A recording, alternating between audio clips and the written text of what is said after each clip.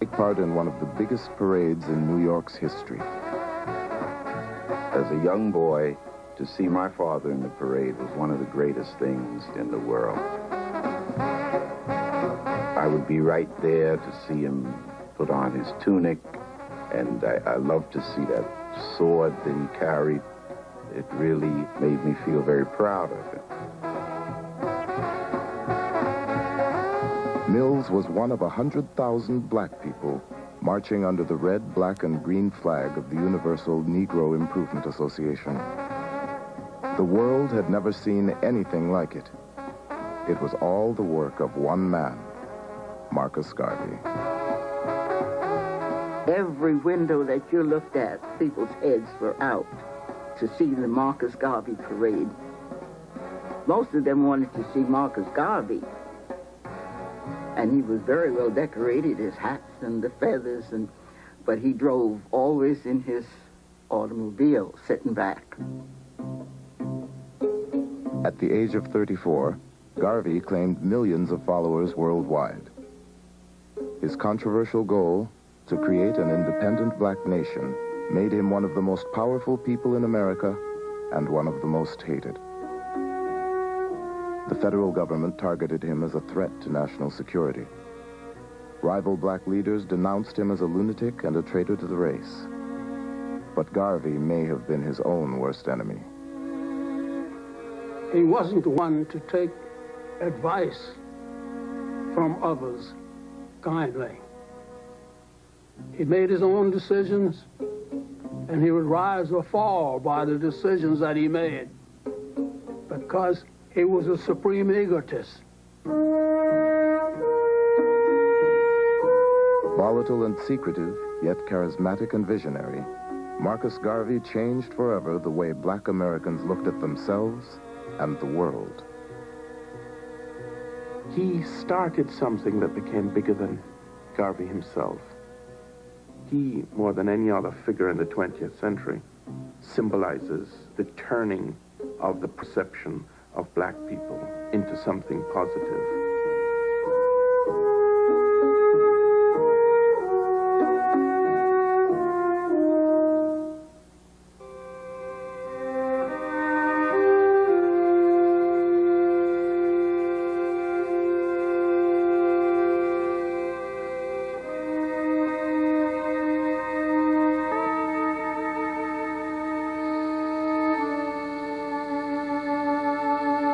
Garvey's father was a mason, a professional mason. And among the things that he did was to create tombs for people in the St. Anne's Bay graveyard. He took Garvey with him to the graveyard one day, and they were digging this grave, and his father had Garvey go down inside the grave, but then he pulled the ladder up and left the child in the bottom of the grave. Garvey said that he cried out and his father wouldn't let him get back up out of the grave. He wanted to teach him a lesson.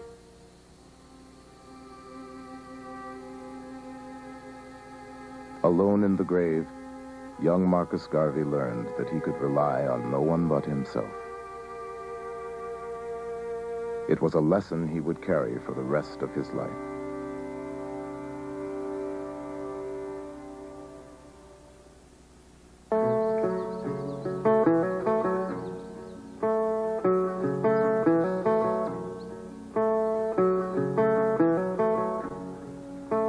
Marcus Garvey was born in August of 1887 in St. Anne's Bay, a small town on the northern coast of Jamaica. His father, who had been born a slave, withdrew from the family for days at a time and insisted his wife and 2 children address him at all times as Mr. Garvey. My grandfather was a very stubborn man who had to have his way, who he was quite retiring to. He used to, the strange thing about him, he used to have his own little apartment off the main house where they lived. And he would be by himself there. reading a lot. Now, if you look at it, the thing, Marcus Garvey was like that himself too. He liked to be by himself. Marcus obviously inherited many of his characteristics. Marcus Garvey's father was repressed in many ways, a frustrated person, a person who could find no way out and seemed to have internalized much of the feeling that the world was against him. Garvey's mother raised crops and, like many women of her time, cooked for a white family to support her own. But Sarah Jane Richards wanted more for her only surviving son than a life of common labor in the banana fields. Garvey's mother had tremendous influence upon him, and she had great hopes for him. She wanted, in fact, to call him Moses, and she thought that he was going to do great things. That source of love, that someone, his mother in particular, loved him, helped to create that extraordinary self-confidence that Garvey had. As a boy, Garvey imagined himself delivering speeches to adoring crowds. He spent hours reading, and even bet his friends they couldn't pick a single word from the dictionary that he didn't know. The young Garvey had ambition.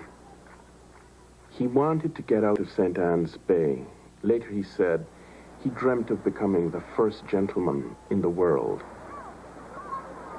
And it seemed as if he early on developed this interest in a kind of dramatic, epic story of himself in which he would play a leading part.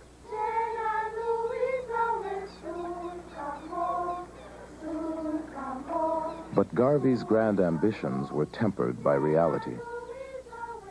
As children, blacks and whites mixed easily in his community. One of his closest friends was a white neighbor, Joyce Reary.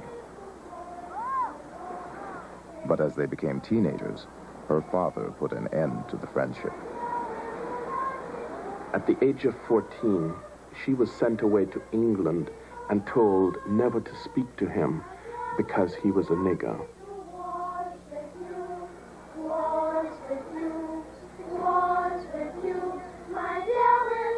And he said that's the first time that he heard and became aware of this idea of being black and what it meant.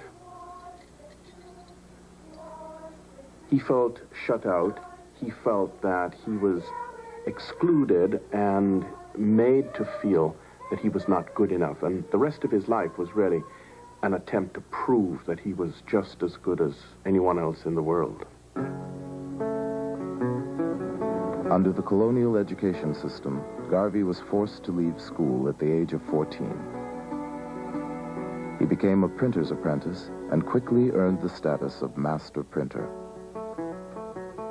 In the print shop, he learned the power of controlling the written word and would soon publish his first newspaper, Garvey's Watchman.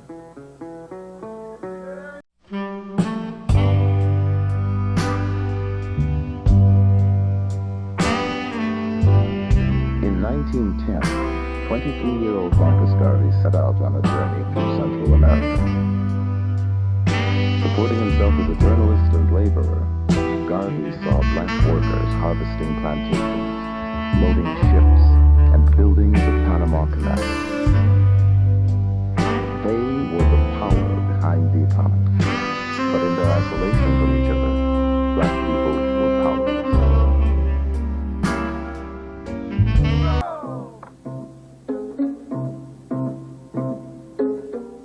In 1914, he came upon the book that would change his life. Marcus Garvey's reading of Booker T. Washington's Up From Slavery was an eye-opener to him and pointed the way to his conclusion, which remained with him throughout his life, that the situation facing black people was a global one. I was determined that the black man would not continue to be kicked about as I had seen in Central America and as I had read of it in America. Where is the black man's government? Where is his king and his kingdom? Where is his president, his country, his men of big affairs? I could not find them. And then I declared, I will help to make them. My brain was afire. As he sailed for home, Garvey's grand vision for himself and for the world clicked into place. He would unify black people scattered across the globe, and he would be their leader. Back in Kingston, he attended a debate and noticed an attractive 17-year-old named Amy Ashwood. When Ashwood took to the stage and delivered a powerful political speech, Garvey knew he had found a kindred spirit. He approached her later that evening as they rode home on a trolley. "At last I have met the star of my destiny," Garvey exclaimed. Her parents were very opposed to it, particularly her mother, who was trying to keep her away from Garvey because Garvey didn't seem to have a solid income or be the type of person that she wanted her daughter dating. But Garvey was a great romantic, and he announced to Ashwood that she was his Josephine. And she says, if you are my Napoleon, and they make a pledge that they would remain together and forge what would become the Universal Negro Improvement Association, and they launch it together in August of 1914. With the motto, "One God, one aim, one destiny," the Universal Negro Improvement Association stressed race pride and sought backers for an industrial training school, modeled on Booker T. Washington's Tuskegee Institute. Garvey and Ashwood attracted a small, loyal following, but there was trouble from the beginning. Garvey created enemies by attacking established leaders. He wouldn't tolerate the slightest dissent from UNIA members, and he was a disastrous money manager, using contributions to the school to pay for his own living expenses. When his few supporters clamored for an accounting, 29-year-old Garvey decided to leave town. He hired himself out on the crew of the SS Talek, and in the spring of 1916, he left Amy Ashwood behind and set sail alone for New York City. His ideas had failed in Jamaica, but they would find new life in America.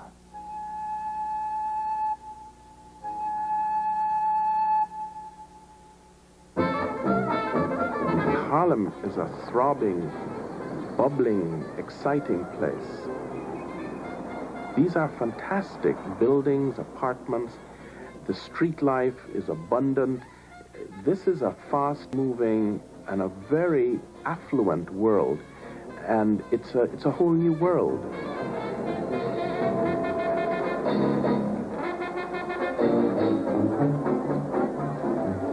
Garvey quickly found lodging with a Jamaican family in Harlem and got a job as a printer. He was not a wealthy person, far from it. Living in a sort of a hall, little hall bedroom was the kind of bedroom that was very popular in Harlem in those days. So he was in pretty poor financial shape. But the idea that he had, this great desire to build a great movement, sort of sustained him. A. Philip Randolph, editor of the influential Messenger magazine, heard about the young agitator from Jamaica and arranged for Garvey to deliver his first formal lecture in the United States. Garvey printed his own handbills, referring to himself as the Honorable Marcus Garvey. He painstakingly rehearsed his speech, just as he had as a boy. But when Garvey rose to address the audience, his confidence shattered. He spoke with a tremor and shook like a leaf. It seems that Garvey was anxious, he was nervous, he was heckled. He, at one point in his address, lost his balance and fell off the stage, fell into the audience. He literally fell on his face. what he had hoped would be a great sort of coming out turned into this humiliation. Crushed by the failure of his American debut, Garvey wandered into the Tabernacle Church of Reverend Billy Sunday, a white evangelist who attracted massive crowds to revival meetings. Billy Sunday was the granddaddy, the man who really created the 20th century revival figure, revivalist preacher figure in the United States. Garvey quickly takes on Billy Sunday's speaking style. Very athletic, very intense, moving a lot, and Garvey would refashion his oratory in keeping with the model of Billy Sunday.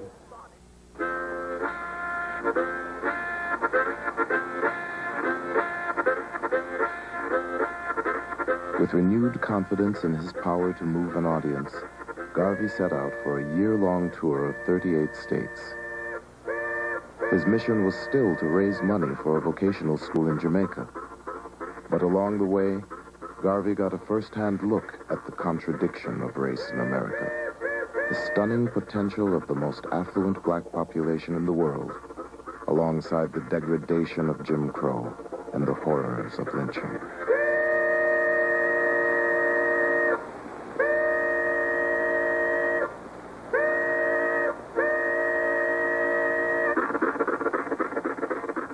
When we'd walk along the plank walks, they didn't have sidewalks here in New Orleans at that time, but you'd walk along the plank walk.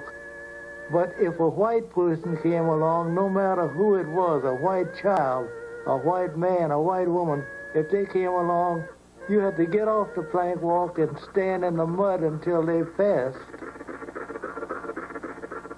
You was oppressed and depressed and disgusted that you were born in the wrong race of people because of your color. Whatever was left, that's what you got. Only what was left. And we were at the lowest ebb at that time. The black people was.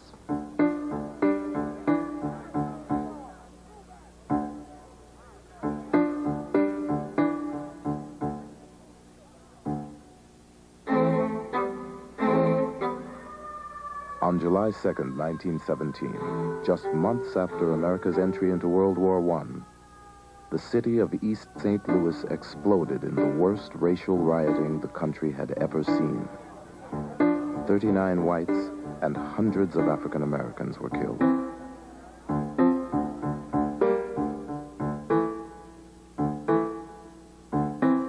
You have black troops going off to fight to make the world safe for democracy in April, and in July you have black people being murdered in the most wanton and barbaric manner in East St. Louis, you know, children being thrown back into flaming houses, people being boarded up in their houses before they're torched.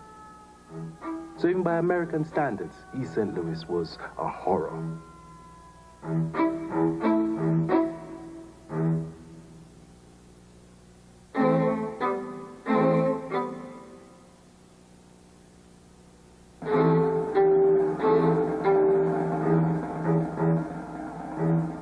W.E.B. Du Bois, leader of the NAACP and supporter of integration, led a silent march in response to the massacre.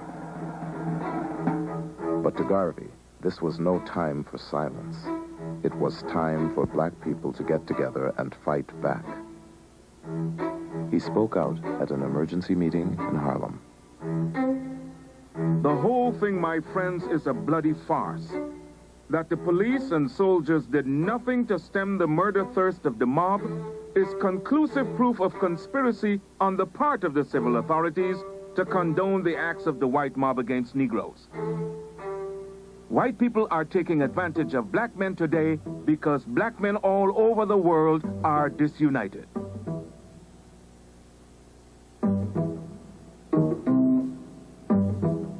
It is that speech that marks the turning point of Garvey away from Jamaica, away from a preoccupation with matters related to the West Indies. And now he's not looking for support for what he is hoping to accomplish in the West Indies, but rather he is now sucked into the vortex of American race relations. Garvey is deeply suspicious of the efforts of white liberals and of their black peers to bring about the integration of blacks in the United States. He, as a matter of fact, doesn't believe that it's possible. He does not believe that white people can represent the best interest of black people. Garvey opened the first American division of the UNIA in September of 1917. Just as he had in Jamaica, Garvey distinguished himself by calling established black leaders weak and self-serving. Even though I had a great deal of admiration for W.B. Du Bois and A. Philip Randolph and other black leaders of the time, I thought that their approach to our problems was too doggone tame, and that we needed to have that attitude of Marcus Garvey, that stand up on your feet and be ready to defend your manhood at all times. And all of a sudden, this golden voice from the Caribbean came and stood on the corners in Harlem and began to talk about self-esteem, holding up your backbone, you know, no wishbones. And Mr. Garvey gave them hope that there was a dream for black people. Garvey told black Americans that their history did not begin with slavery. Africa's glorious past was also theirs to claim, he said, and people who had once done great things could do them again. Garvey's message was revolutionary because at that time, it told black people that they had to unite. They had to come together as one and believe in their roots, that they came from something greater than they were told. To begin with, Africa was called the Dark Continent. And the pictures that we got of Africa in those days were cannibals running around in the jungles, putting people in pots. Garvey changed all of that. I am the equal of any white man. I want you to feel the same way. We have come now to the turning point of the Negro, where we have changed from the old cringing weakling and transformed into full-grown men demanding our portion as men. He left the impression that the only way there could be a difference in the way black people of African descent could be treated would be for them to have a powerful nation of their own. Garvey toured the country again, this time initiating UNIA branches in big cities and small towns. Sunday meetings of the UNIA soon attracted thousands. A Garvey meeting was a day-long family affair, half political rally and half religious revival. The first time I went to a Garvey meeting was a Sunday afternoon in November of 1919. It was the first time I had heard the message of the UNIA. The day I met Marcus Garvey was one of the most exciting days of my life. It was filled with anticipation from the earliest part of the day, because I knew that I was going with my father to meet Marcus Garvey. And when Garvey came in the door, everybody stood up in one accord and said, "Speak, Garvey, speak." And it was just like a hush on the room. He said that the pen is mightier than the sword. but the tongue is mightier than them both put together. Before addressing the crowd, Garvey would inhale through a perfumed handkerchief to focus his concentration. The man who once shook like a leaf on stage could now hold an audience spellbound. When he spoke, it was as if you were speaking yourself. It was not like somebody speaking to you, but like he was you, or you was he. And it just was a connecting link, and it was something like fire, like lightning, like something that went through everybody at the same time. Be as proud of your race today as our fathers were in the days of yore. We have a beautiful history, and we shall create another in the future that will astonish the world.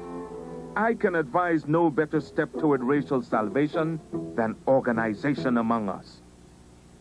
We have been harassed, trampled upon, and made little of because of our unfortunate condition of disorganization. Our racial program of today is a united, emancipated, and improved people.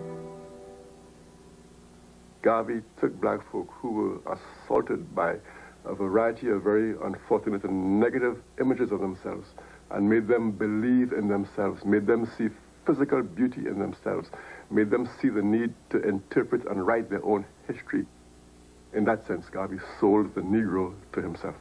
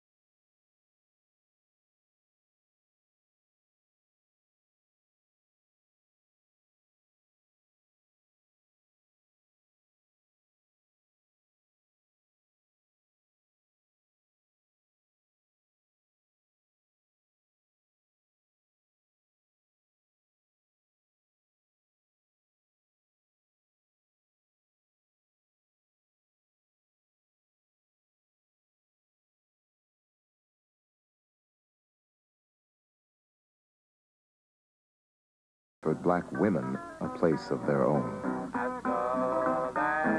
We wore this uniform everywhere. That was a physical statement that these uniforms and plumage made to the rest of the world, that we are Garveyites and proud of it.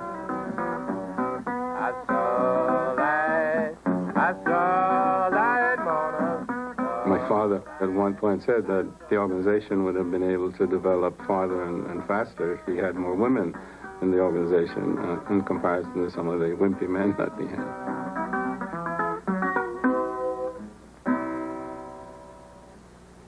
With its elaborate rituals and official songs, Garvey's UNIA was a separate world. Members pledged allegiance to the red, black, and green flag, which Garvey himself designed as a symbol of a black nation in the making. Show me the race or the nation without a flag, and I will show you a race of people without any pride. But that was said of us 4 years ago. They can't say it now. Ethiopia, the land of our fathers, thou land where the gods love to be, as storm clouds suddenly gather, all armies come rushing to thee.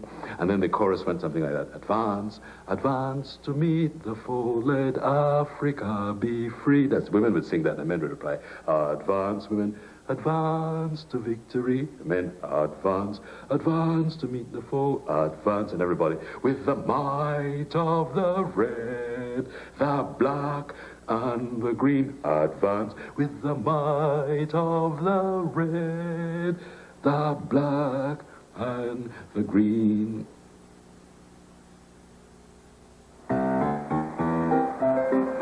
In the summer of 1918, Garvey set out to create a separate economy of black-owned businesses.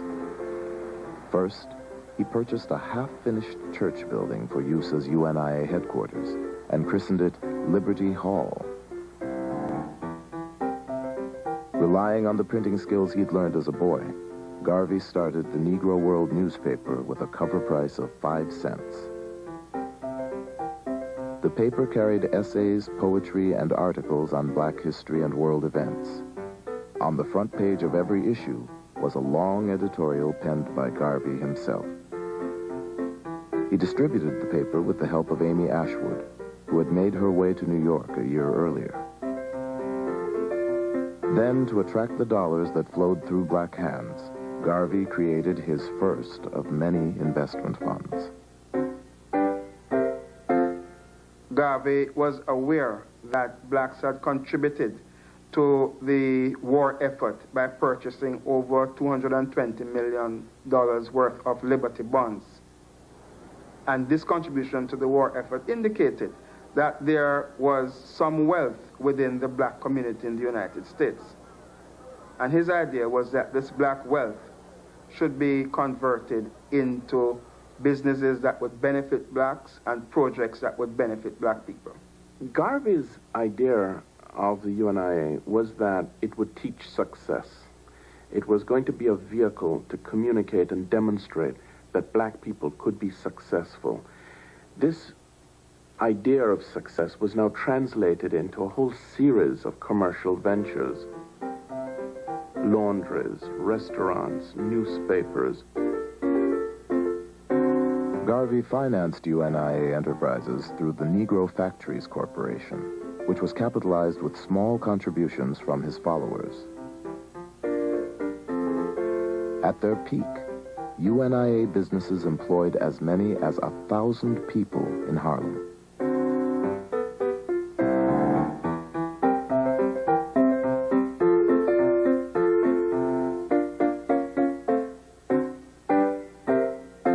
But UNIA businesses quickly began to flounder. Garvey hired managers with little or no experience. He shifted funds from one company to cover mounting losses in another. And he insisted that his followers play by his rules. When an early member of the Harlem branch challenged his leadership, Garvey physically assaulted him.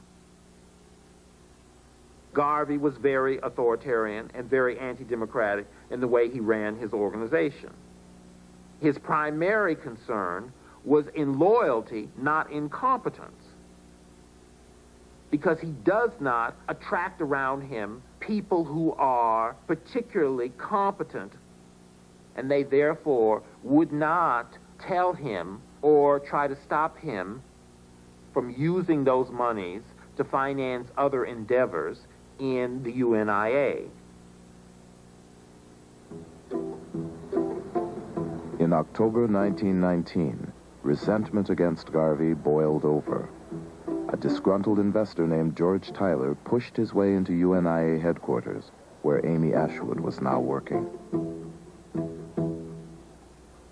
Amy Ashwood didn't really want to let him in. He seemed disturbed. Garvey came forward, said, "What do you want?" Whereupon George Tyler pulled out a gun and began shooting. Amy Ashwood threw her body between the shooter and Garvey to protect her lover. George Tyler said, "I don't want to shoot you," trying to aim around her. She tackled Tyler and they tumbled down the stairs to the first floor. As soon as the shots were fired, the people on the first floor had called the police. The police came, they apprehended Tyler and took him to jail in Harlem. And the news reports were that Garvey had been shot in the head, and it made a huge news splash. And that moment becomes the turning point, because Garvey survives 3 shots.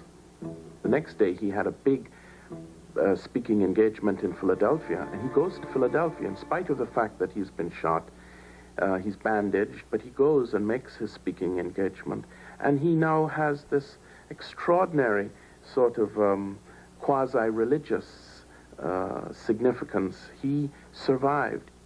He's invincible. By the end of 1919, Garvey claimed over 750,000 followers, and the Negro World was the most popular black newspaper in the United States. But his rising influence would soon make him a target of the federal government and a growing number of black critics who called the UNIA a house of cards. The war powers descended on Versailles to make peace and redivide colonial territories.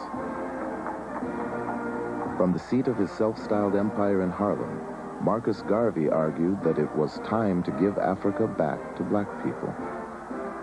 Some said it was a ridiculous fantasy, but Garvey's slogan, "Africa for the Africans," reverberated around the world as his movement spread through the colonies. In Europe, Garvey began to be seen as a threat. The United States had worked with the British government during World War I, and they continued that after World War I with a focus on Garvey. Because the British government was deathly afraid that the Garvey movement was going to spread revolution. They feared the hundreds of thousands of the masses of blacks under his influence. And undoubtedly, Garvey did stir up nationalism. I say this plainly and for everybody to hear. We are organizing to drive every pale face out of Africa. Do you know why? Because Africa is mine. Africa is the land of my fathers. We who make up this organization know no turning back. We have pledged ourselves even unto the last drop of our sacred blood that Africa must be free. Garvey's Negro World, now published in Spanish, French, and English, carried news of rebellion around the world. In Africa and the Caribbean, colonial authorities banned the newspaper. But with over 500 divisions of the UNIA in 22 countries, Garvey's message could not be stopped. The Negro World was being smuggled into Kenya by seamen, black seamen, and then it would be read aloud to groups of people around this reader, plus young children, young boys in particular, who were charged with memorizing Garvey's editorial in the Negro World. So it would read out, and then these young boys would run off, having memorized it, run off to the villages and spread Garvey's word in that way. In the United States, black troops returned from World War I with high expectations for change. But they returned to a country that was not ready for equality. A country increasingly suspicious of radical political movements. In this unsettled climate, Garvey's appeal to disgruntled African Americans with military training sounded an alarm. Attorney General Palmer decided there needed to be a special division of the Justice Department. He called it the General Intelligence Division.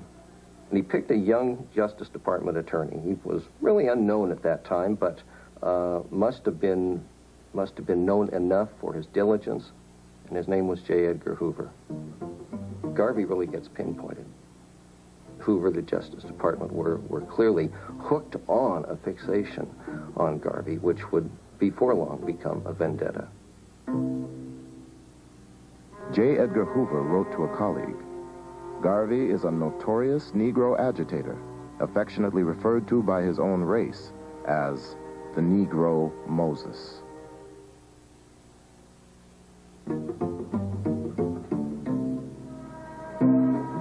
Hoover's agents were in the audience at Carnegie Hall when Garvey bragged that the UNIA would soon be strong enough to exact its own form of justice. When those crackers lynch a Negro below the Mason-Dixon line, since it is not safe to lynch a white man in any part of America, we shall press the button and lynch him in Africa. The agent reported that Garvey's address was met with great applause and much excitement. J. Edgar Hoover had long relied on casual informants, but now, in his determination to go after Garvey, Hoover hired the first full-time black agent in the Bureau's history. He was known by a code number. All his reports were signed 800. That was his code. And his job was to go into Harlem and to infiltrate the Garvey movement, to try and find evidence that could be used to build a legal case for ultimately getting rid of Garvey. Garvey rejected America. They could no more agree to and accept a militant rejection of America by blacks than they could accept a militant demand for full inclusion by blacks. Just as the government campaign against him escalated, Marcus Garvey unveiled a new business enterprise. It was his most ambitious venture, but would prove to be the most faithful. Get on board, countryman, get on board, lazy none, get on board, countryman, wine home on the Black Star Line, wine home on the Black Star Line. The idea comes to Garvey that black people need a shipping line. And he bases his idea on the fact that the Cunard family has the White Star Line and the Irish have the Green Star Line. And he says, why shouldn't blacks have the Black Star Line? So it is a vision of grandeur. Black people were routinely Jim Crowed on ocean-going liners. Black folk paying, say, for first-class accommodation often had to travel in third-class accommodation. Black people on ships had to eat after the white people had finished eating. So all of these problems Garvey was trying to address through a shipping corporation. His ships would carry more than passengers. Garvey envisioned commercial trade among black communities around the world, with produce, raw materials, and manufactured goods transported on UNIA vessels. The Black Star Line was in some ways Garvey's Empire State Building. It was this monument to black commerce in the same way that the Empire State Building was this citadel of white capitalism. And it represented the ability of black people to seize the day and to have their own economy.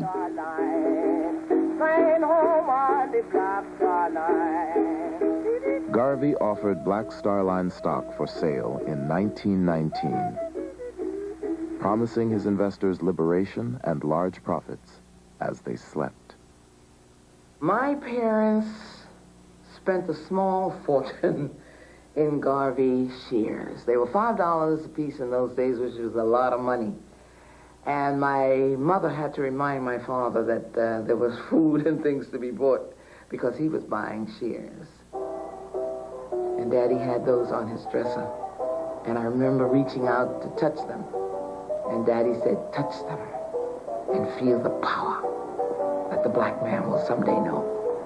Get on board, countryman, get on board, leave this land, get on Just months after his first stock offering, Garvey stunned the world with the purchase of the Black Star Line's first ship. Let our steamships sail the high seas. Not one, not two, but hundreds of them. The stronger we become upon land and sea, the more will be the respect shown to us, and the greater will be the glory. The SS Yarmouth, a 33-year-old wartime coal boat that Garvey planned to rename the Frederick Douglass, would set sail with an all-black crew under the command of Joshua Coburn, a black captain. One bright November morning in 1919, Garveyites assembled on the pier at 135th Street in Harlem to witness the launching of the Yarmouth. A spectator said, "We watched people jump up and down, throw up their hats and handkerchiefs, and cheer while the Yarmouth backed from the wharf and slowly glided down the North River." The ship appeared to embark on a spectacular ocean voyage, but because Garvey had not finished paying for it, the Yarmouth went only as far as the 23rd Street Pier. But when the Yarmouth finally made its maiden voyage, it was cause for an international celebration. The president of Cuba threw a banquet in honor of the crew, and members of his cabinet purchased shares in the Black Star Line. In Costa Rica, workers descended on the docks to shower the Yarmouth with fruits and flowers. It was announced that one of the ships of the Black Star Line would be coming to Panama and going through the canal. I was a very small boy at the time, and my brother and I were given packed lunches, sandwiches, and drinks, and were packed off to a place called Christchurch by the Sea, waiting to see this Garvey ship arrive. We got there at about 9, 10 in the morning. Midday, no ship. 3 o'clock in the afternoon, no ship, but we were still there waiting. 9 o'clock, no ship. At about 9:30, 10, my brother put me on his back and we were on the way home. But the ship never actually came. There's no denying the fact that Garvey's Black Star steamship line was a wonderful symbol. It was a powerful symbol. But it was nothing more than that, I think, a symbol. The fact that people would come down to the docks waiting for these ships, in some ways, is metaphoric for the wishful thinking that was largely at the heart of the Garvey movement. Garvey was betrayed by the few people he trusted to get the Black Star Line afloat. The man he asked to inspect the Yarmouth turned out to be an informant for J. Edgar Hoover. And his hand-picked captain, Joshua Coburn, convinced Garvey to pay 6 times what the ship was worth, and then took a kickback from the purchase price. Yet Garvey quickly raised and spent $200,000 on 2 more ships.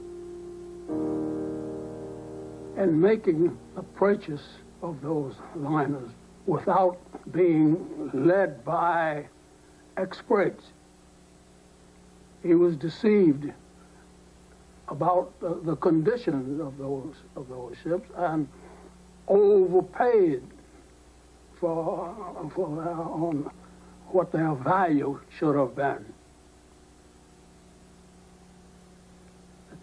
It was a disaster for the movement, and turned out to be a disaster for Mr. Garvey.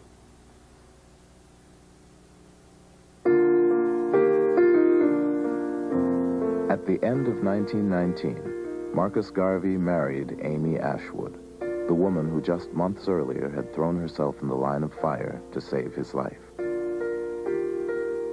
They had a very rocky relationship. A lot of off again, on again, a lot of quarreling. And finally they married in a spectacular Liberty Hall marriage on Christmas Day. Their extravagant wedding was the talk of Harlem. 5 different ministers performed the ceremony before 3,000 guests. Just 4 months later, the couple separated. Having a wife was an impediment to my work and peace of mind, Garvey would later say. I can't pay her personal attention as the average husband. In fact, I have no time to look after myself. My father was committed totally to the struggle, and that's why he never seemed to relax. He never seemed to take a day off. He was always committed to the struggle. He was always appeared to be dressed, ready to work. And he's working at home. He was working at the office. He kept tremendous hours. So it was a total commitment to the struggle and the cause. The UNIA was taking in thousands of dollars a day, but Garvey lived modestly on the 6th floor of a Harlem apartment building. He didn't drink or smoke, and preferred to eat the same food night after night. Garvey spent his few idle hours arranging and rearranging a collection of Egyptian vases and African ornaments, making his home into an orderly private world. Unless it was about UNIA business, Garvey rarely spoke to even his closest associates. I never saw him laugh. I never saw him laugh. At the office, he was serious when we went to visit him there, and at home, well, he was very kind. My father was very kind. He was always bringing things for us, children, but I never saw him. He was always looked serious.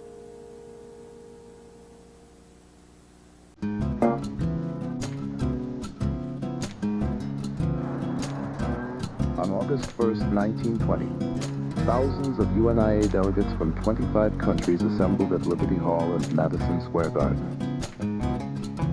Garvey called it the International Convention of the Negro Peoples of the World. He hoped to move a step closer to his dream of a black nation in Africa, with himself at the helm. The whole convention is this extraordinary public event of pomp and ceremony and magnificence and grandiloquence. Garvey, he would now establish a stage, a world stage for his movement. And effectively what he gave the black world was a government in exile, a government in waiting. We have met in this historic building tonight for the purpose of enlightening the world respecting the attitude of the new Negro. If you believe that the Negro should have a place in the sun, if you believe that Africa should be one vast empire controlled by the Negro, then arise and sing the national anthem of the Universal Negro Improvement Association. The month-long convention combined substance with overblown symbolism. Garvey installed officials with outlandish titles like Supreme Potentate, Leader of the American Negroes, and Lady Commander of the Supreme Order of the Nile. After insisting that no African was qualified for the post, Garvey named himself Provisional President of Africa. But behind closed doors, convention delegates produced a groundbreaking document. They developed a program which was based on assessment of what was the black experience in up to 1920, and how do we go forward, which led to the development of the Declaration of Rights of the Negro Peoples of the World. They were thinking there needed to be a black Declaration of Rights.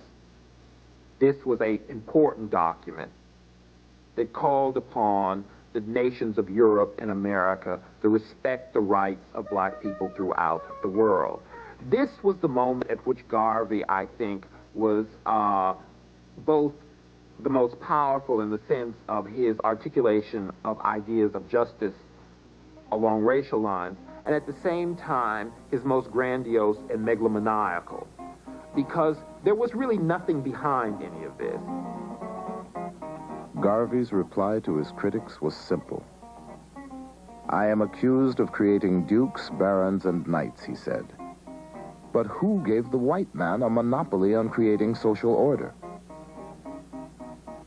Garvey's government in exile conducted its own foreign policy, appointing ambassadors and sending a telegram of support to the Irish Republican Army. He dispatched a team of engineers to Liberia to begin construction of a black homeland. and chartered a delegation to the League of Nations to argue for the transfer of African colonies to UNIA rule. When he finally took to the stage, it was Garvey's moment of greatest triumph.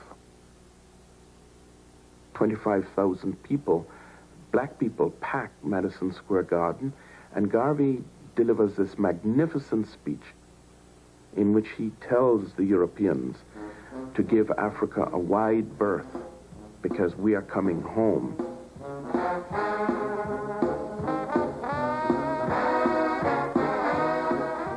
The day after Garvey's speech, a massive UNIA parade stretched through Harlem.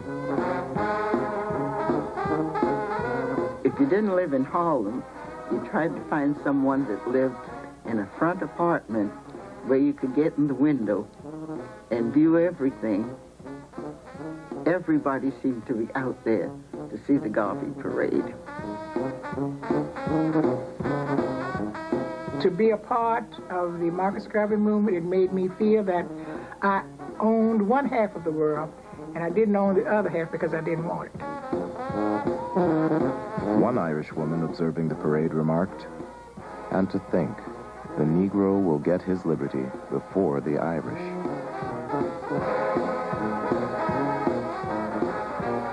And of course we were looking for my father, who would be in the group of officers marching proudly down the avenue with his sword at his side. It was an exciting thing to see. Marcus Garvey now stood at the head of the largest black movement in history. He claimed millions of followers around the world, but with the Black Star Line hemorrhaging money and his black critics and the U.S. government on the attack, Garvey's fast-rising star would soon begin to fall.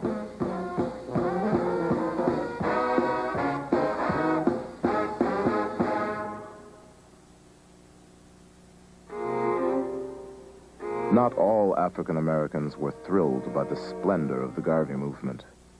Many were embarrassed by the pompous spectacle of Garvey in cap and gown.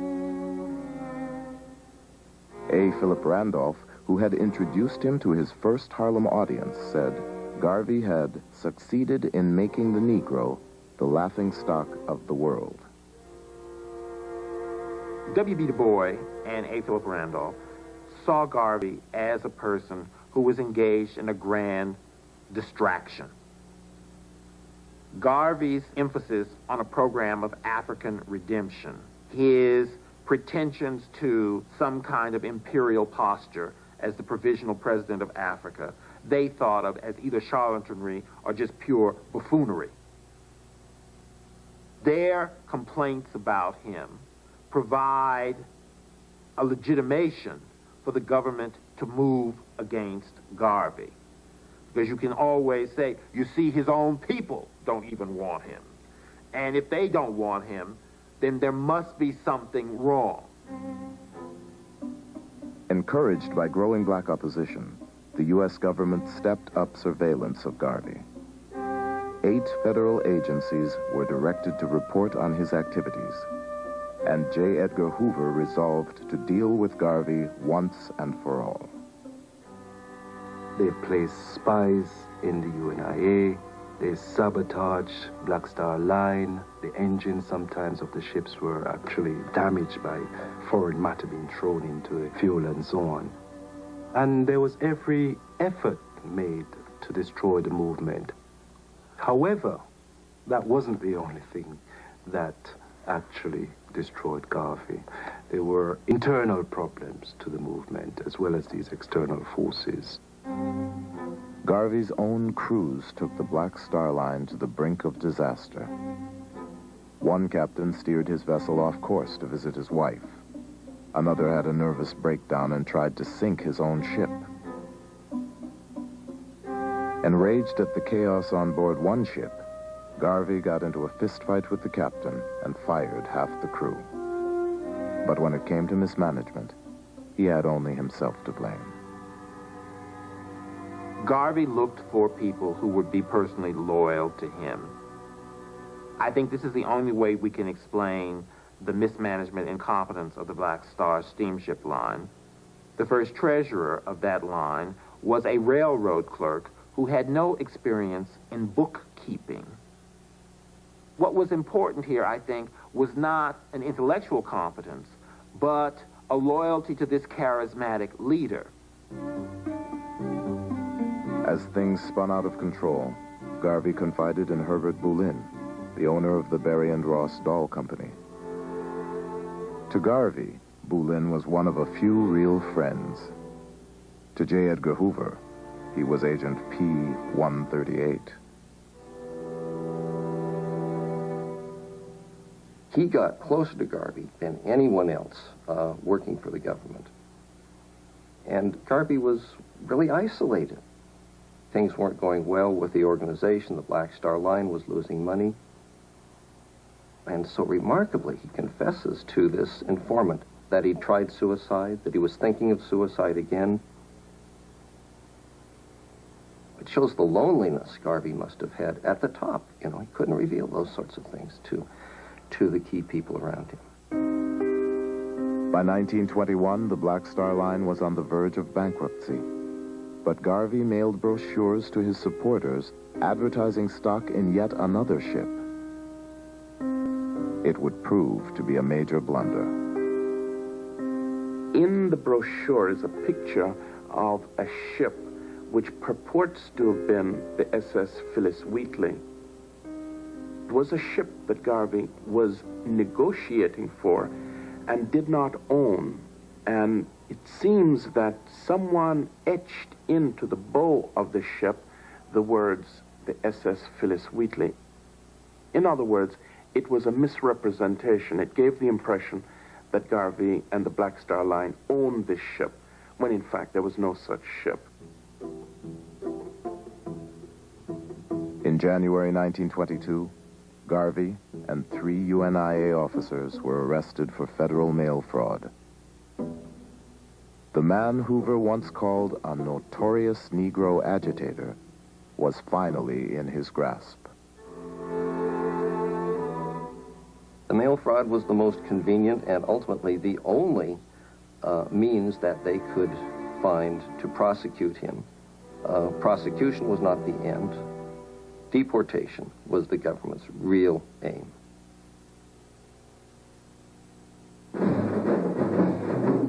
In July 1922, while he was out on bail, Garvey made a move that would lead his black critics to question his sanity. He held a meeting with Edward Young Clark, the Grand Wizard of the Ku Klux Klan. Garvey felt that the Ku Klux Klan represented the invisible government of the United States. That's the real source of power in America, Garvey believed.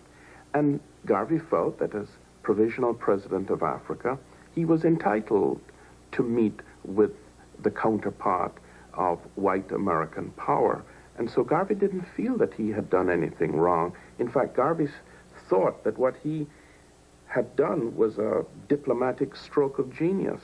After he met with the Klan leaders and had them speak at his rallies, he was viewed as an enemy of black people. For a so-called responsible black spokesman to be having anything to do with these people was viewed as a complete and utter betrayal. This was too much. In a letter to the Attorney General, 8 prominent black critics said the UNIA was composed of the most primitive and ignorant element, Negro sharks and Negro fanatics. They called for Garvey's deportation, but Garvey fought back. When W.E.B. Du Bois called him the most dangerous enemy of the Negro race, Garvey said Du Bois was a rabid mulatto who needed a horsewhipping. A. Philip Randolph, who had once befriended Garvey, called the UNIA leader a half-wit, low-grade moron. In the midst of that, A. Philip Randolph received a package in the mail, and thinking it was a bomb, he called the police. They opened it up, and they found that it was the severed human hand of a white man, signed with a note signed by the KKK. Randolph believed that it was really the Garvey movement that had sent it. Garvey, now frequently accompanied by 8 bodyguards, denied involvement and said he was the target of violence. But then Reverend James Eason, once Garvey's hand-picked second-in-command, and now expected to be a key prosecution witness, was shot and killed. Before he died, Eason identified his assailants as Garveyites.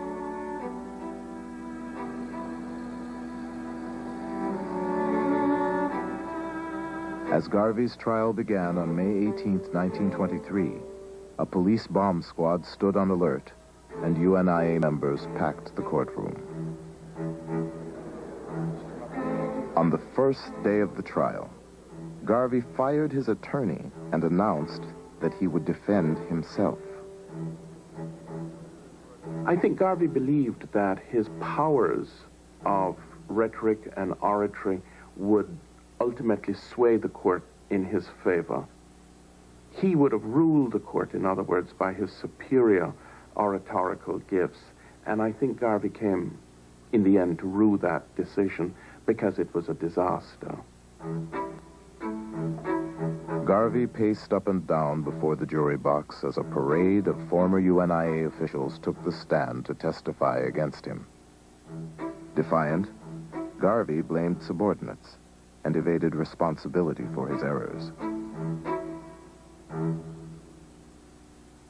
He also took a lot of time badgering witnesses, alienating, I think, in the process, a lot of jurors by his courtroom manner. He seemed to be intimidating of witnesses, even his own witnesses. It was not a good performance by Garvey. In his closing statement, Garvey's voice carried clear through the corridors and out to the street. I want no mercy, only justice, justice, justice. I would not betray my struggling race. If I did, I should be thrown into the nethermost parts of hell.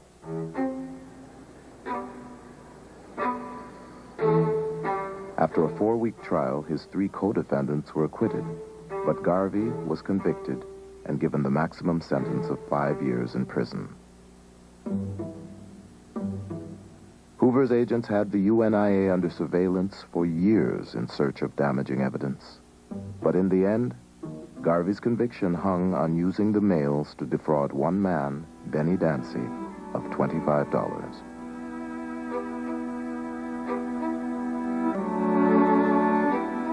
He took no advice. He did not heed advice.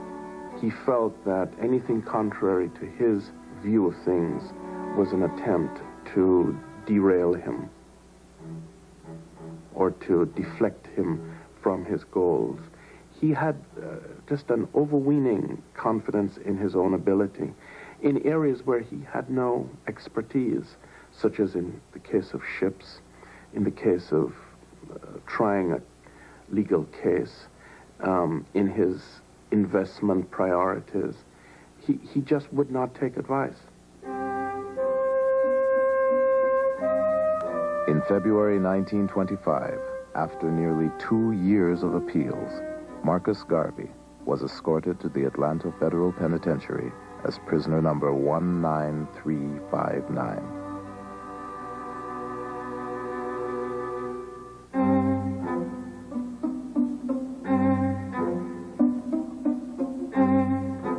His only personal assets were $40 and a few hundred shares of his own worthless stock.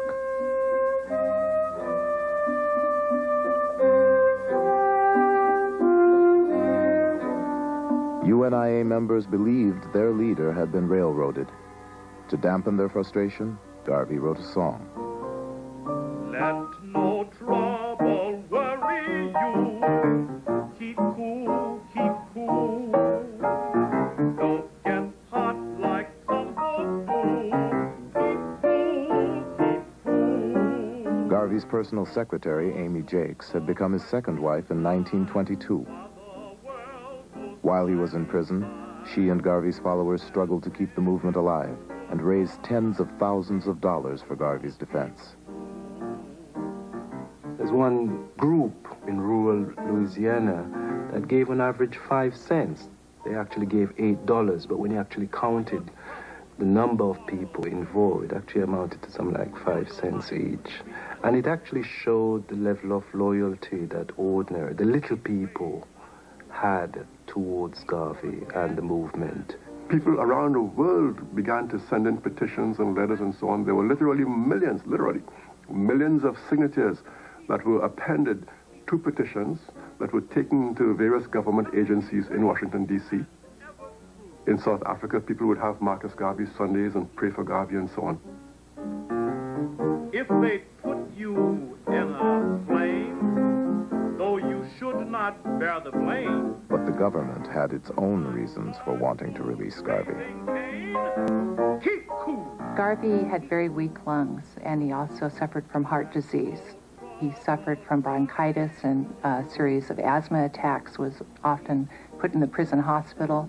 They feared that he could die or become severely ill, and it would just add to the martyrdom aspect of the Garvey movement and increase his following. And there was an election year coming up in the U.S., and the Republican administration felt that black folk who were largely Republicans in those days might vote for the other party if Garvey was not released.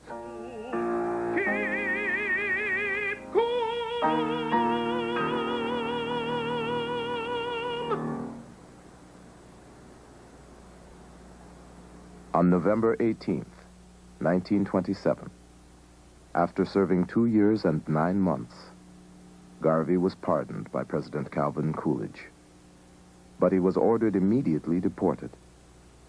He was put on board the SS Saramacca, a ship owned by United Fruit, the same company on whose Costa Rican plantation he had worked as a young man. It was announced that Garvey would sail back to Jamaica from the port of New Orleans. It was a Monday morning in November. A cold, drizzly, damp November New Orleans morning. It was more like a Mardi Gras day in New Orleans on that particular day. Going out to see Marcus Garvey on this ship. I imagine the conductors got tired of asking for fares, so some people rode for nothing. And the fare was only 7 cents. And they were just packed on top of each other on the streetcar going out to the riverfront. And everybody went out with their children, everybody just to get that glimpse of him as the ship would leave. And the people could stand on the levee and stand close to the river. And, you know, they were for miles around, for about the people. Mr. Garvey was not allowed to land. He had to stay on board ship. He did not put his foot on land. And he spoke to the people, bidding them farewell and wishing them well and asking them to hold on, keep the fort. As the ship was moving out from the docks, the people on shore was singing the President General's hymn. One God, our firm endeavor, one aim most glorious spent, one destiny forever. God bless our president. We saw waving. We saw him do that with a handkerchief or something. But the people in general, they just was waving. Waving, waving, waving, and crying and waving. Crying and waving. And the waves appeared to have been in harmony with the song as the people were singing, and the boat was moving out to sea.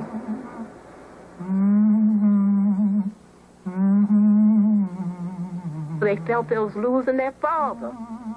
Somebody so close to them. Or losing themselves. What are we going to do?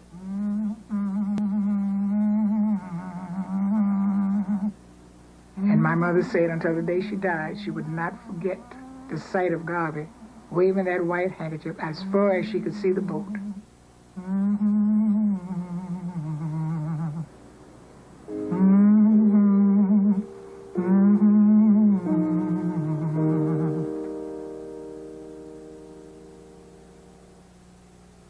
Back in Jamaica, Garvey received a hero's welcome. He and Amy Jakes Garvey settled in Kingston and had 2 sons. He tried his hand at elective office, real estate, an amusement park, a collection agency, and a newspaper. But when an American court took title to his personal assets and all UNIA property from New York to Kingston, Garvey was forced to declare bankruptcy. Garvey was now a person who had come down in the world.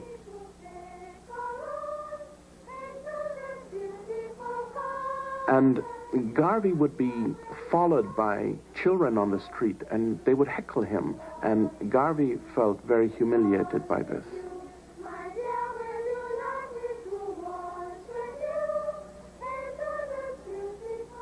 Garvey relocated to London in 1935.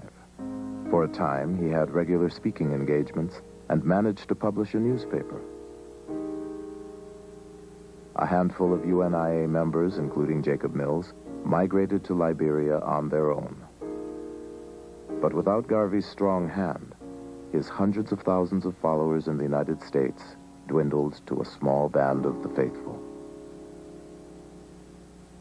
The men folk, if they had your names and everything, and you are a member of the UNIA, you'd lose your job. So you had to meet in disguise. That was one of the reasons why the Garvey movement was so thorough in being broke up.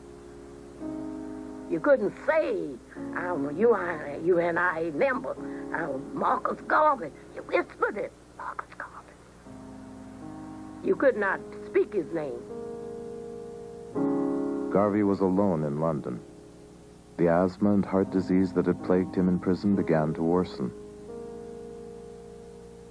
Garvey had a stroke in January of 1940, and he becomes incapacitated. George Padmore, who was a columnist for the Chicago Defender, had heard a rumor that Garvey had died, and instead of confirming this, he published a premature obituary. The obituary described Garvey as a man whose followers had deserted him, a man who died broke, alone, and unpopular. When Garvey reads it, he lets out a loud moan and he collapses. He suffers a second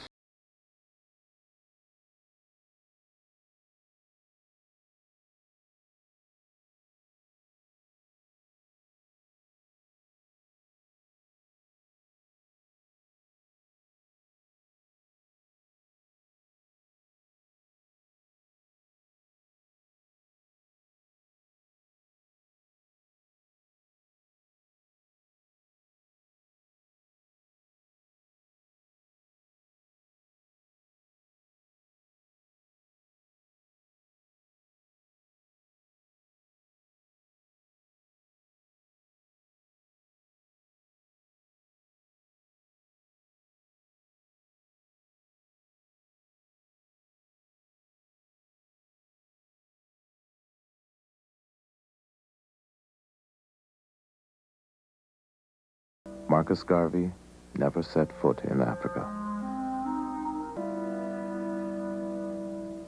The organization left a legacy of